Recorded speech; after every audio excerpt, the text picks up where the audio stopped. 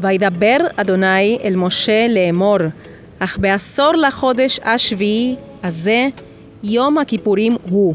מקרא קודש יהיה לכם, ועיניתם את נפשותיכם, והקרבתם אישה לאדוני.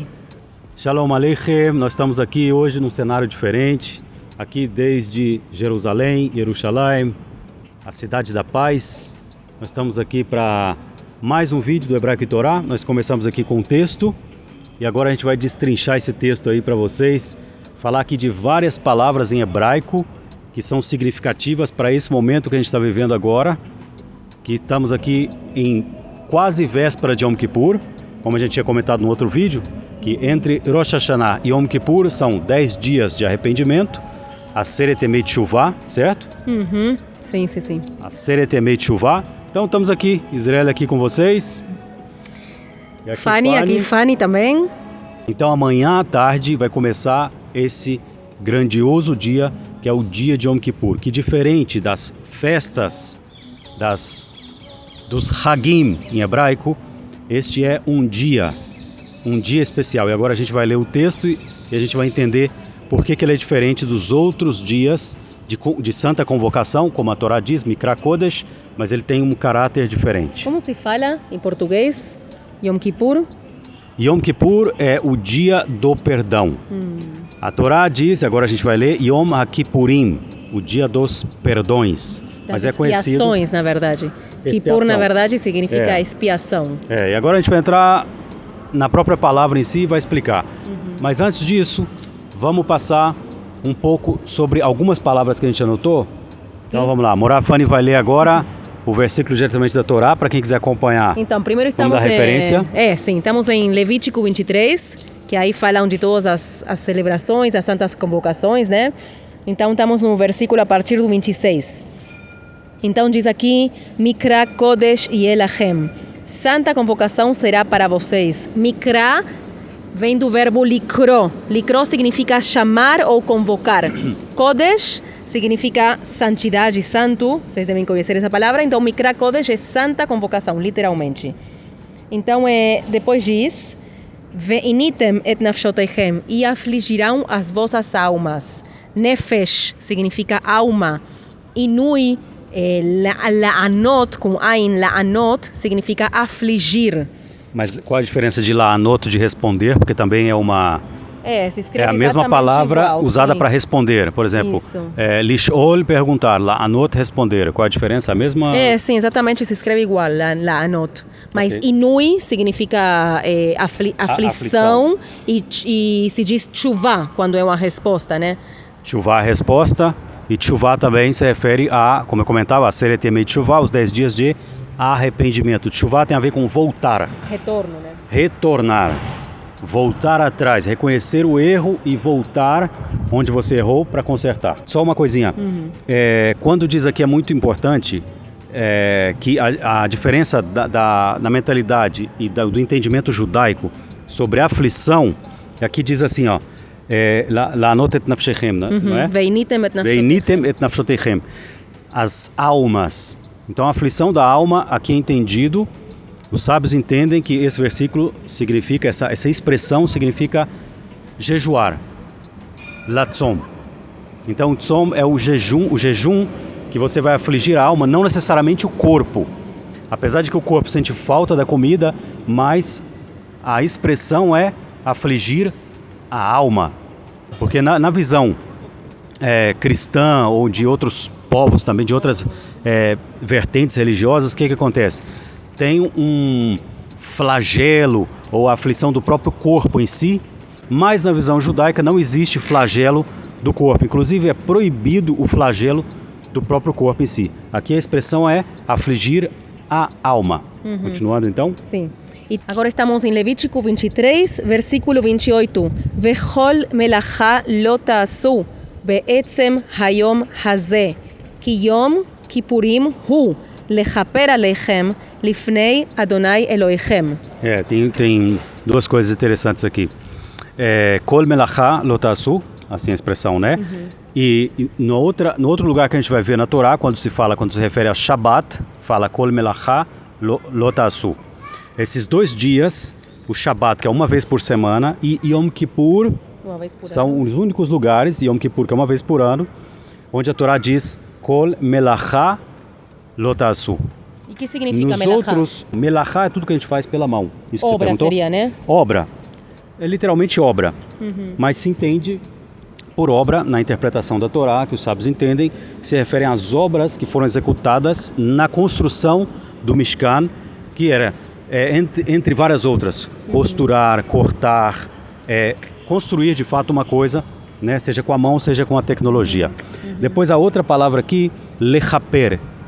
Lechaper, aí vem da palavra Kippur, que é do próprio nome Yom Kippur, que significa espiar. E literalmente essa palavra é cobrir. É como que nesse dia, que é um dia separado, Yom Kippurim, dia dos perdões, é o dia que está separado, que Hashem vai perdoar o seu povo. Então, ou cobrir as suas falhas. Kaporet era a cobertura do Aron Abrit, da Arca da Aliança. Então já temos aí a conexão entre Kippur, ou Kaporet, e cobertura. Vamos continuar com o próximo. Vamos falar o versículo para o pessoal acompanhar. Sim, agora estamos no versículo 29. Levítico 23, versículo 29. כי כל הנפש אשר לא תאונה בעצם היום הזה ונכרתה מעמיה, e toda alma que não se aflija será cortada de seu povo. וכל הנפש אשר תעשה כל מלאכה בעצם היום הזה, ועבדתי את הנפש ההיא מקרב עמיה. E também toda alma que faça alguma melachá, alguma obra, também será cortada. E depois o versículo 31. כל מלאכה לא תעשו, חוקת עולם לדורותיכם בכל מושבותיכם. כל מלאכה לא תעשו, de novo reitera, de novo repete, não fazer nenhuma obra. E quando se diz Hukat Olam, significa que este Hok, que significa estatuto, é para sempre. Hukat Olam.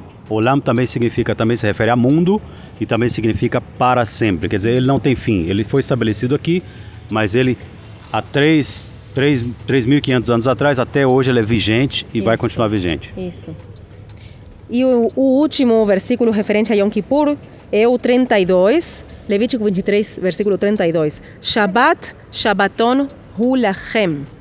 Ou seja, depois aí eu continuo depois, mas vamos falar sobre isso, que Yom Kippur se chama também Shabbat, Shabbaton, ou seja, um grande Shabbat, né?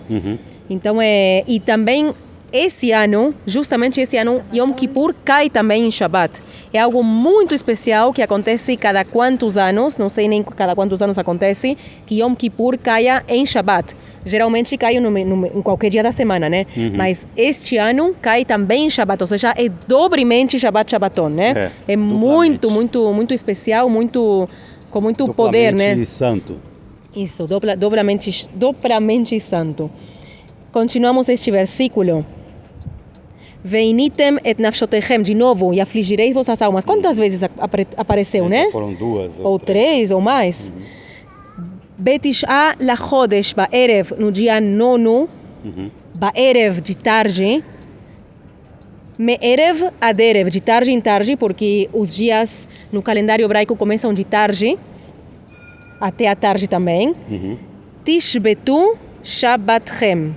Ou seja, fazer o Shabat, né? Parar neste Shabat. Ou seja, este dia também é chamado de Shabat. Não como o dia sétimo da semana, mas também é um Shabat, segundo a Torá. Então temos o Shabat Shabbaton e esse ano temos Shabat Shabbaton e outro Shabat Shabbaton, né? Como que é dobro Shabat Shabbaton, né? Outra expressão sobre arrependimento ou sobre retorno é a expressão Chazará Betshuvá. Chazará Betshuvá seria como se fosse uma redundância, porque Chazará é voltar e Tshuvá também é voltar.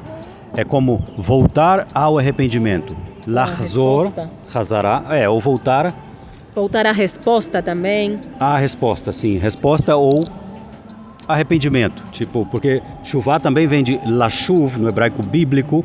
Lashuv é voltar. Onde você equivocou, volta ali e começa de novo. Então, Chazará Betshuvá significa arrepender-se, voltar a uma vida mais justa, ao procurar executar ou viver uma vida mais justa. Mas é interessante, né? Porque no conceito judaico, Hazará Betshuvá não é só você reconhecer seu erro, senão realmente corrigir, ou seja, voltar e não voltar a fazer, né? É interessante isso, são essas duas partes, esses dois componentes, né? Ou seja, você reconhece o erro, você se arrepende, você pede perdão e você faz tudo para não fazer de novo, né? São essas duas coisas.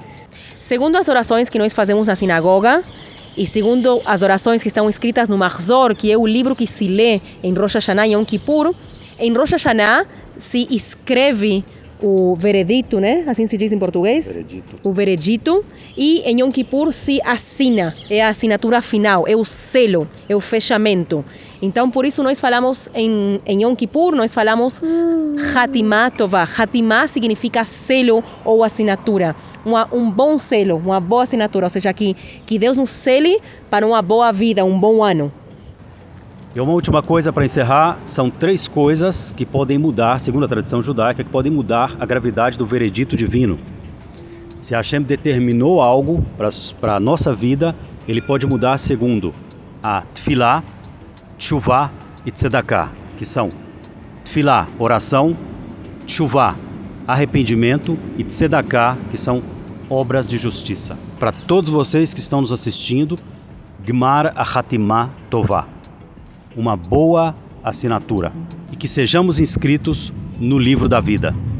Am Israel Chai!